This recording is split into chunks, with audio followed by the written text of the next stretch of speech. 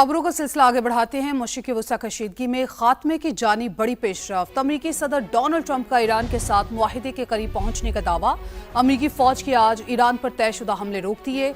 Social media बयान में सदर ट्रंप ने लिखा, ईरान के साथ होने वाली बातचीत आला तरीन सतह तक पहुंच चुकी है और ईरानी क़यादत ने भी मंजूरी दे दी है, जिसके बाद मैंने बतौर सदर हमले रोकने का फैसला किया।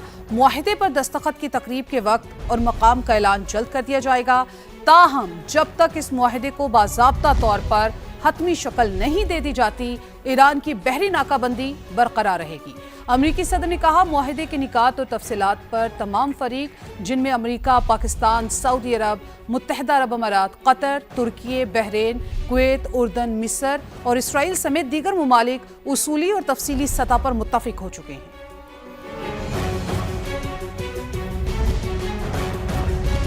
ईरान ने अमरीकी सदर का मुआहिदे की मंजूरी का दावा मुस्तरद कर दिया है। ईरानी मीडिया का आला ईरानी हुकाम के हवाले से कहना है कि अमेरिका के साथ मुफाहिमती याददाश्त के किसी भी मुसव्वदे पर अभी तक इत्तफाक नहीं किया गया।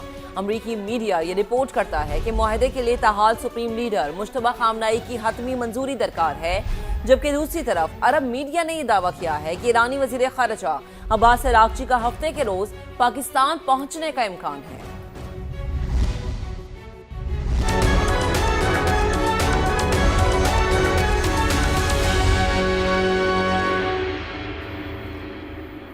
अहम मामले की बात करते हैं। आइंदा माली साल का बजट आज पार्लियामेंट में पेश किया जाएगा। हजम 17.5 से 18,000 अरब रुपए होगा। खसारे का तखमीना 5.3 से 5.4 ट्रिलियन रुपए तक लगाया गया है। अवाम से पेट्रोलियम सरचार्ज की मद में 1727 अरब वसूली का प्लान है। मजीद जानते इस्लामाबाद में समा के ब्यूरो चीफ शकील अहमद से। शकील, बजट के खदोखाल के बारे में आगाह कीजिएगा। देखिए, नए माली साल 2026-27 का बजट आज पार्लियामेंट में पेश किया जाएगा। हमें ये पता चला है कि 18,000 अरब रुपए के लगभग इस बजट का वॉल्यूम होगा, जिसमें जो FBR का टैक्स रेवेन्यू है वो 15,264 अरब रुपए रखने का इम्कान है। इसके अलावा नॉन टैक्स रेवेन्यू की मद में 2,700 अरब रुपए से ज़्यादा का टारगेट सेट किया जाएगा और साथ साथ 1727 अरब रुपए अवाम से पेट्रोलियम सरचार्ज या लेवी की मद में वसूल किए जाएंगे। अहम बात यह भी है कि वफाक और चारों सूबे मिलकर तकरीबन 1.1 ट्रिलियन रुपए के टैक्स इकदामात लेंगे, जिसमें 700 अरब रुपए वफाकी हुकूमत इजाफी टैक्सेस जमा करेगी, जो कि इन्फोर्समेंट के ज़रिए, इजाफी टैक्स मैयर्स के ज़रिए और लेवी के ज़रिए कलेक्ट किए जाएंगे और सूबे भी तकरीबन 430 अरब रुपए के इजाफी टैक्स इकदामात लेंगे। अहम बात यह है कि हुकूमत पाकिस्तान ने नए माली साल के बजट में जो मुआशी शरह नमू का हदफ है वो 4% मुकर्रर किया है। इन्फ्लेशन रेट 8.2% तय किया गया है। इसके अलावा मुख्तलिफ शोबों पर ज़्यादा टैक्सेस लगाने का इम्कान है। ई व्हीकल्स, हाइब्रिड गाड़ियाँ और इसके अलावा जो लग्जरी गाड़ियाँ हैं वो महंगी होने का इम्कान है। लोकल गाड़ियों के ऊपर टैक्सेस में कमी का इम्कान है। तनख्वाहों में 10% इजाफा हो सकता है। एक एडहाक रिलीफ भी जम किया जा सकता है। 3 ट्रिलियन से लेके 5.4 ट्रिलियन तक डेफिसिट यानी खसारे का बजट होगा और ये माली खसारा पूरा करने के लिए मुख्तलिफ कर्जे लिए जाएंगे मकामी और बैरूनी ज़राए से और उसी की बुनियाद पर फिर आगे हुकूमत का जो सिस्टम है वो चलेगा। लेकिन बजट जो है उसमें इजाफी टैक्स मैयर्स होंगे, जिससे इन्फ्लेशन जो है वो बढ़ने का इम्कान है। जी शकील, आपका बेहद शुक्रिया। वफाकी बजट तजावीज़ हतमी मरहले में दाखिल। पाकिस्तान के IMF के साथ मुज़ाकरात का फाइनल राउंड। बजट का हजम 18,500 अरब रुपए तक जाने का इम्कान। जरा ये बताते हैं कि IMF ने तनख्वाहदार तबके को रिलीफ देने की मंजूरी दे दी। IMF ने तनख्वाहदार तबके को रिलीफ देने के लिए मुतबादिल ज़राए से रेवेन्यू पैदा करने पर जोर दिया। ज़राए का ये भी बताना है कि वज़ीर आज़म आज वफाकी काबीना इजलास में मराद की मंजूरी देंगे, जिसमें तनख्वाहदार तबके को कम से कम 10% या जायद रिलीफ मिलने का इम्कान है, जिससे रेवेन्यू पर 50 अरब तक का असर पड़ सकता है। तनख्वाहदार तबके के इनकम टैक्स स्लैब में रद्दोबदल किया जाएगा। इस हवाले से मुख्तलिफ तजावीज़ वफाकी काबीना के सामने रखी जाएंगी।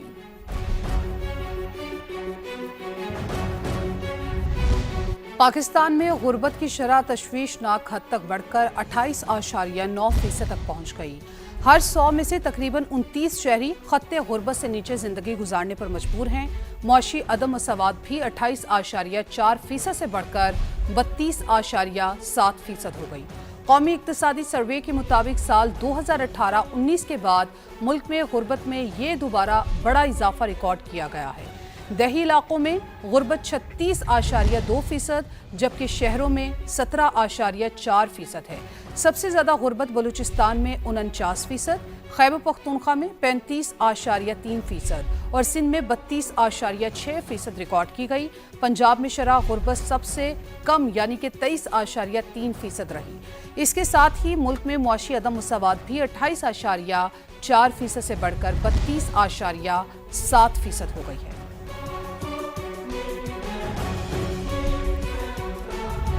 रवा माली साल हुकूमत कई मुआशी अहदाफ पूरे करने में नाकाम।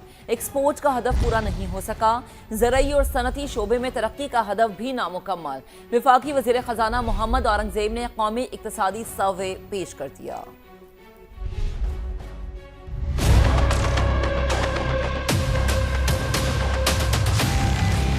बैरूनी और अंदरूनी चैलेंजेस के बावजूद 3.7% GDP ग्रोथ हासिल की, जो पिछले साल 4 सालों की बुलंद तरीन फिगर है। हम एक मुल्की तारीखी का सबसे बड़ा मुआशी हजम पर पहुंच चुके हैं, जो 126.9 ट्रिलियन रुपए या 452.1 अरब डॉलर तक पहुंच गया है। फी का आमदनी $1,901 हो गई है, जो गुज़िश्ता साल $1,751 थी। एग्रीकल्चर जो पिछले साल 1.53% पे ग्रो हुआ, इस साल 2.89% पे उसकी ग्रोथ हुई। फर्टिलाइजर में 17% इजाफा हुआ, पेट्रोलियम में 5% इजाफा हुआ, ऑटोमोबाइल्स में 31% और मोबाइल फोन में 9% इजाफा रिकॉर्ड हुआ है। सर्विसेज हमारा हमेशा से एक मजबूत एंकर रहा है। 4.9% ग्रोथ रिकॉर्ड हुई है। FBR के महसूलात की मैं बात करना चाहूँगा, जहाँ 10.1% इजाफा हुआ है। अफरात ज़र की बात है कि इसमें पिछले 2 सालों में बदतरीन कमी वाक़ई हुई है। 38% से शुरू होकर हम जहाँ भी इस वक्त मौजूद हैं, जिसकी वजह पॉलिसी रेट 11.5% है। इलेक्ट्रॉनिक मीडिया की तरक्की के लिए मजीद इकदाम करने चाहिए। वफाकी वज़ीर इत्तलात व नशरियात अताउल्लाह तारर का कौमी असम्बली में इजहार ख्याल। कहा, मेरी दरख्वास्त है कि हमें मिलकर स्टेक होल्डर्स के साथ बैठकर इलेक्ट्रॉनिक मीडिया को बचाना चाहिए। सारे चैनल्स ये टैक्स भी देते हैं सर, ये पेमरा को भी कंप्लाई करते हैं सर, और उसके साथ साथ जितने रेगुलेशंस हैं सर, FBR को भी जवाब दें, पेमरा को भी जवाब दें, रेगुलेटरी बॉडीज को भी जवाब दें, मिनिस्ट्री ऑफ इंफॉर्मेशन को भी जवाब दें। And sir, I tell you for a fact, talk shows हो, न्यूज साइकिल हो, ऑपोजिशन को भी उतनी स्पेस मिलती है जितनी गवर्नमेंट को मिलती है। तो मेरी दरख्वास्त ये है कि हमें मिल के बैठ के, इनके साथ बैठ के इलेक्ट्रॉनिक मीडिया को बचाने, उसकी ग्रोथ के लिए मजीद इकदाम करने चाहिए। यहाँ वक्त हुआ है